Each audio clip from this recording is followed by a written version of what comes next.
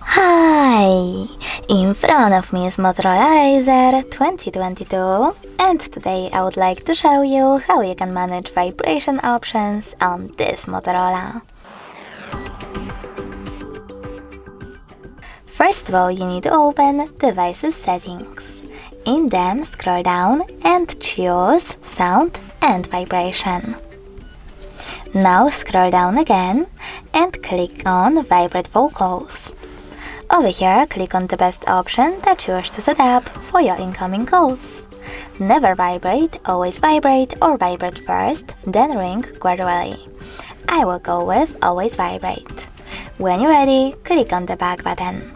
Now you can click on shortcut to prevent ringing and set up vibrate by tapping on it. Then go back and tap on all of those switchers next to outgoing call vibration, charging sounds and vibration, and touch vibrations to switch them on or off. Thanks so much for watching. If you enjoyed this video, leave a like, comment, and definitely subscribe. Bye!